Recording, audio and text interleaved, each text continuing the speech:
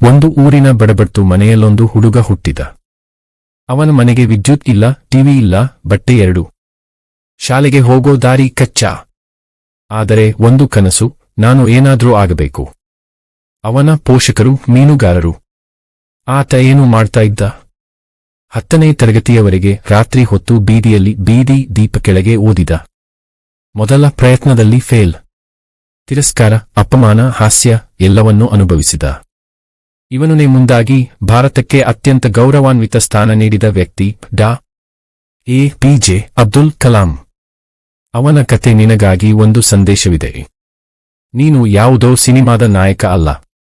ಆದರೆ ನಿನ್ನ ಬದುಕಿನ ಹೀರೋ ನೀನೇ. ಯಶಸ್ಸು ಅದು ಕೇವಲ ಅದೃಷ್ಟವಲ್ಲ, ಅದು ನಿರ್ಣಯ. ಅಧ್ಯಾಯ 1. ನೀನು ನಿನ್ನ ಕಥೆಯ ಹೀರೋ.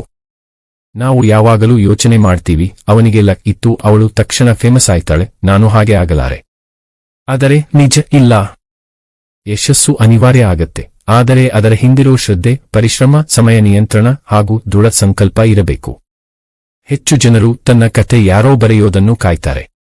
ಆದರೆ ನಿಜ ನಿನ್ನ ಕೈಯಲ್ಲಿದೆ. ತೀರ್ಮಾನ ಮಾಡಿ, ಈ ದಿನದಿಂದ ನಾನು ನನ್ನ ಕಥೆ ಬರೆಯುತ್ತೀನಿ. ಅಧ್ಯಾಯ 2. ಒಮ್ಮೆಲೆ ಆಗೋ ಯಶಸ್ಸೆಂಬ ಮಿಥ. ನೀನು ಏನಾದ್ರೂ ಓವರ್ನೈಟ್ ಸಕ್ಸೆಸ್ ಅಂದ್ರೆ ಕೇಳು. ಧೀರುಭಾಯಿ ಅಂಬಾನಿಯವರ ಮೊದಲ ಉದ್ಯೋಗ ಏನು ಅಂತ ಗೊತ್ತಾ? ಪೆಟ್ರೋಲ್ ಪಂಪ್ನಲ್ಲಿ ಕೆಲಸ. MS ಧೋನಿಗೆ ಕ್ರಿಕೆಟ್ಗೆ ಅವಕಾಶ ಸಿಗೋಕೆ 7 ವರ್ಷ ಹೋರಾಟ. ಸುಧಾ ಮೂರ್ತಿಯವರು ಇಂಜಿನಿಯರ್ ಆಗಿ ಮೈಸೂರು ಬಸ್ಸಿನಲ್ಲಿ ಡಿಸ್ಕ್ರಿಮಿನೇಟರಿ ಟ್ರೀಟ್ಮೆಂಟ್ ಅನುಭವಿಸಿದರೂ ದೇಶದ ಮೇಲುಸ್ಥಾನಕ್ಕೇರಿದ ಮಹಿಳೆ. ಅವರು ನಿದರ್ಶನಗಳು. ಹೀರೋಗಳು. ಹೀರೋ ಆಗೋದು ಒಂದು ದಿನದ ಕೆಲಸವಲ್ಲ, ಅದು ಪ್ರತಿದಿನದ ಪ್ರಾಮಾಣಿಕ ಪ್ರಯತ್ನದ ಫಲ. ಅಧ್ಯಾಯ 3. ಮನಸ್ಸಿನ ಶಕ್ತಿ. ನಮ್ಮ ಮನಸ್ಸು ನಮ್ಮ ದಾರಿ ತೋರಿಸುತ್ತೆ. ನಾನು ಆಗ್ತೀನಿ ಅನ್ನೋ ನಂಬಿಕೆ ಎಲ್ಲದರ ಆದಿ. ಕರೋಲ್ ಡ್ವೆಕ್ ಅಂತ ಮಹಾನ್ ಪ್ರಾಧ್ಯಾಪಕಿ ಹೇಳ್ತಾರೆ, ಗ್ರೋತ್ ಮೈಂಡ್ಸೆಟ್ ಅನ್ನು ಹೊಂದಿದವರು ವೈಫಲ್ಯವನ್ನು ಹಂತವನ್ನಾಗಿ ನೋಡುತ್ತಾರೆ. ಉದಾಹರಣೆ, ವಿಜಯನಗರದ ಲಕ್ಷ್ಮಣ, ಬಡ ಮನೆಯ ಹುಡುಗ. ಕೆಲಸ ಮಾಡುತ್ತಾ ಓದಿ, ಕಂಪ್ಯೂಟರ್ ಇಲ್ಲದೆ ಕೋಡಿಂಗ್ ಕಲಿತು ಈಗ ಹ್ಯಾಕಥಾನ್ ವಿಜೇತೆ. ಹೊಂದಿ ನಂಬಿಕೆ, ಕನಸು, ನಿರಂತರ ಪ್ರಯತ್ನ ಯಶಸ್ಸಿನ ಸೂತ್ರ. ಅಧ್ಯಾಯ 4.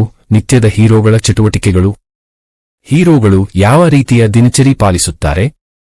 ಬೆಳಗ್ಗೆ ಎದ್ದು ಧ್ಯಾನ, ಕೆಲಸದ ಪಟ್ಟಿ ತಯಾರಿ, ಓದುವ ಸಮಯ, ಜರ್ನಲಿಂಗ್, ದಿನಚರಿಯನ್ನು ಬರೆಯುವುದು, ನಿಜವಾದ ಗುರಿಗೆ ದಾರಿ ಹೋದುತ್ತಾ ಇದ್ದೇವೆ ಎಂಬ ತಪಾಸಣೆ. ಉದಾಹರಣೆ, ಬಸವರಾಜ್ ಮದುವೆಯಾದ ಮಗನ ತಂದೆ. ಆದರೆ ಬೆಳಗ್ಗೆ 5ಕ್ಕೆ ಎದ್ದು AS ಓದಿದ. 4 ಪ್ರಯತ್ನಗಳ ಬಳಿಕ 5ನೇ ಪ್ರಯತ್ನದಲ್ಲಿ ಕ್ಲಿಯರ್. ಪಾಠ: ದಿನದ ಶಕ್ತಿ ಜೀವನವನ್ನೇ ಬದಲಾಯಿಸಬಲ್ಲದು. ಅಧ್ಯಾಯ 5. ಸೋಲಿನಿಂದ ಶಕ್ತಿಗೆ. ನೀನು ಸೋಲ್ತೀಯಾ? ಅದರಲ್ಲಿ ಶಕ್ತಿ ಇದೆ. ಕಥೆ: ವಿಜಯಪುರದ ಪಲ್ಲವಿ ಸೋಕಿನಲ್ಲಿ ಫೇಲ್. ಪೋಷಕರ ತಿರಸ್ಕಾರ. ಆತ್ಮಹತ್ಯೆಗೆ ಯತ್ನ, ಆದರೆ ಉಳಿದುಕೊಂಡಳು. ಈಗ ಕರ್ನಾಟಕದ DO ಡಿಸ್ಟ್ರಿಕ್ಟ್ ಎಜುಕೇಷನ್ ಆಫೀಸರ್. ಅವಳು ಹೇಳಿದ್ದೆ, ನಾನು ನನ್ನ ಕಥೆಯವರೆಗೂ ಬರೆಯುವವರೆಗೂ ಇತರ ಮಾತಿಗೆ ಮಾತ್ರ ಓಡೋ ಹೀರೋ ಆಗಿದ್ದೆ. ಅಧ್ಯಾಯ 6. ನಿಯಮ ಮತ್ತು ಏಕಾಗ್ರತೆ. Discipline is the bridge between goals and achievement. ಒಂದು ಗುರಿ, ಸಮಯ ಪಾಲನೆ, ಸೋಷಿಯಲ್ ಮೀಡಿಯಾ ವಿರುದ್ಧ ತಾಳ್ಮೆ, ಪ್ರತಿದಿನ ಒಂದಿಷ್ಟು ಬೆಳವಣಿಗೆ. ಹೆಚ್ಚು ಜನರು ಯಾಕೆ ಮಿಡಲ್ ಆಫ್ ಸ್ಟೋರಿನಲ್ಲಿ ಡ್ರಾಪ್ ಔಟ್ ಆಗ್ತಾರೆ? ಏಕೆಂದರೆ ನಿರಂತರತೆ ಇಲ್ಲ. ಹೀರೋನಿಗೆ ಡಿಸಿಪ್ಲೈನ್ ಬೇಕು, ಡೈರೆಕ್ಷನ್ ಜೊತೆ. ಅಧ್ಯಾಯ 7. ಭಯವನ್ನ ಎದುರಿಸೋದು. ಭಯ ಯಶಸ್ಸಿಗೆ ಅಡ್ಡಿಯಾದ ದೊಡ್ಡ ಶತ್ರು. ನಾನು ಫೇಲ್ ಆಗ್ತೀನಾ? ಜನ ಏನ್ ಹೇಳ್ತಾರೆ? ಉದಾಹರಣೆ, ಚಿಕ್ಕಬಳ್ಳಾಪುರದ ನವೀನ ಸ್ತಬ್ಧಕ ಸ್ಟೆಮಿರಿಂಗ್. ಪಬ್ಲಿಕ್ ಸ್ಪೀಕ್ ಮಾಡೋದೋ ಒಂದು ಕನಸು. ಕಾಲೇಜಿನಲ್ಲಿ ಶಬ್ದವೇ ಕೇಳಿಸೋದಲ್ಲ, ಆದರೆ ಟಾಸ್ಟ್ ಮಾಸ್ಟರ್ಸ್ಗೆ ಹೋದ. 2 ವರ್ಷಗಳ ನಂತರ ಥೇಟ್ ಸ್ಪೀಕರ್. ಪಾಠ: ಭಯ ಹೀರೋಗೆ ಆರಂಭದ ಬಿಕ್ಕಟ್ಟು. ಅದನ್ನು ದಾಟಿದರೆ ಸಕ್ಸಸ್ ಗ್ಯಾರಂಟಿ. ಅಧ್ಯಾಯ 8. ನಿನ್ನ ಕಥೆಯಿಂದ ಶುರು. ಇವತ್ತಿನಿಂದ ಪ್ರಾರಂಭ ಮಾಡೋಣ. ನಿನ್ನ ಹೀರೋ ಕಥೆಯ ಆರಂಭಕ್ಕೆ ಇವತ್ತೇ ಸರಿಯಾದ ದಿನ. ಇಲ್ಲಿ 5 ಆಕ್ಷನ್ ಪಾಯಿಂಟ್ಸ್. 1. ಗುರುವನ್ನು ಆಯ್ಕೆ ಮಾಡಿ. 1. ಹಿರಿತನದ ಗುರಿ ಹೊಂದಿ. 2. ದಿನಚರಿಯನ್ನು ರೂಪಿಸು. ಬೆಳಿಗ್ಗೆ ಒಂದು ರೂಟೀನ್. 3. ಜರ್ನಲಿಂಗ್ ಪ್ರಾರಂಭಿಸು. ಪ್ರತಿದಿನ 5 ನಿಮಿಷ. 4. ಸೋಲಿಗೆ ಭಯಪಡುವ ಬದಲು ಅದನ್ನು ಸ್ವೀಕರಿಸಿ. 5. ಪ್ರತಿಯೊಂದು ದಿನದ ಕೊನೆಯಲ್ಲಿ ನಾನು ಇಂದು ಏನು ಕಲಿತೆ ಎಂಬ ಪ್ರಶ್ನೆ ಕೇಳಿ. ಅಧ್ಯಾಯ 9 ಭಾವನಾತ್ಮಕ ಅಂತ್ಯ call to action. Emotional music begins. Kalam, Sudha Murthy, Dhoni, Dhirubhai ಎಲ್ಲರೂ ಒಂದೇ ಗಂಗೆ. ತನ್ನ ಕಥೆಯನ್ನು ತಾವು ಬರೆದವರು. ನೀನು ಬರೆಯಬಹುದು.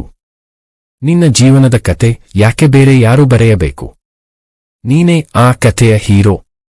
ಇವತ್ತು ಪ್ರಾರಂಭ ಮಾಡು. ಕಾಲ ಹಿಡಿದುಕೊಳ್ಳಬೇಡ. ಈ ವಿಡಿಯೋ ನೋಡಿದ ಮೇಲೆ ಒಂದು ಪುಸ್ತಕ ತೆಗೆದುಕೊಂಡು ಬರೆಯಿ. ಈ ದಿನದಿಂದ ನಾನು ನನ್ನ ಯಶಸ್ಸಿನ ನಾಯಕ.